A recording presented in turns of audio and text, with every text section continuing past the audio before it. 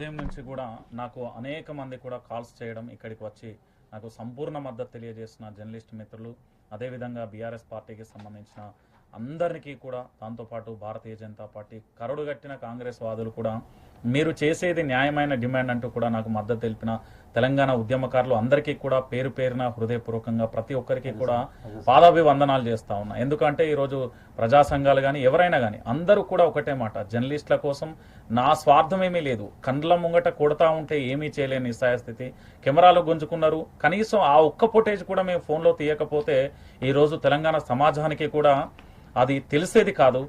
మా కెమెరాలను ముఖ్యమంత్రి గారి నివాసం వద్ద వెహికల్ని గుంజుకొని కెమెరాలను గుంజుకొని దాదాపు 3 గంటల పాటు ఇబ్బంది పెడితే మళ్ళీ ఇక్కడికి వచ్చి లైవ్లో పెడితే ఫోన్లో మళ్ళీ అప్పుడు పిలిచి మాకు ఇచ్చిన పరిస్థితి కనబడ్డది. అంటే నేను ఒకటే మాట, దాదాపుగా 10 సంవత్సరాల పైచిలకు అనుభవం, అనేక శాటిలైట్ ఛానళ్లలో పనిచేసినాం. సీనియర్ జర్నలిస్ట్గా నేను అడిగిన వాదన ఏంది అంటే, జర్నలిస్టులతోని పెట్టుకుంటే ప్రభుత్వాలు ఏవైనా కూలిపోతాయి. అది కలం పట్టిన ప్రతి ఒక్కరూ కూడా ప్రభుత్వాన్ని హెచ్చరించారు. కానీ అనవసరంగా కూడా మమ్మల్ని రాద్ధాంతం చేసి ఈ రోజు కూడా ఎల్బీసీ అనే కోడ్ లాంగ్వేజ్లతో ఇష్టానుసారంగా బూతులు తిడుతున్న పరిస్థితి కనబడుతుంది.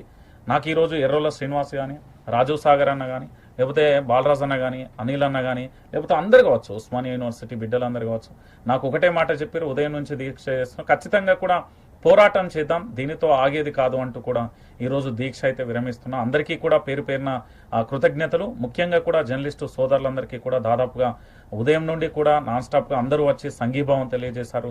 వాళ్ళు చెప్పలేకపోయినా కానీ ఒక మాట చెప్పారు, అన్న తల్లి ఎట్లాగో ఆకలైతుందంటే పిలిచి ముద్ద పెడుతుంది, అట్లాగే నువ్వు ఎప్పుడైనా కూడా ఏ ఛానల్లో పనిచేసినా కూడా అందరికీ సహకారం అందించను, ఖచ్చితంగా మాకు న్యాయం జరుగుతుంది అనే ఒక నమ్మకంతోనైతే మేము మీకు పూర్తిగా మద్దతు తెలిపినాం. ఖచ్చితంగా ప్రభుత్వం దిగి వస్తుందని నేను అనుకుంటున్నా.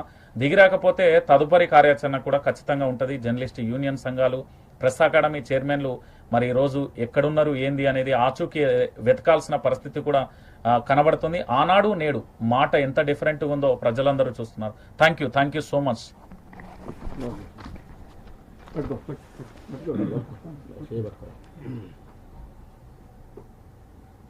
కాపాడతాం ప్రజా హక్కుల్ని, కాపాడతాం ప్రజా హక్కుల్ని, నశించాలే రేవంత్ రెడ్డి నియంతృత్వం, నశించాలే రేవంత్ రెడ్డి ప్రభుత్వ నియంతృత్వం, నశించాలే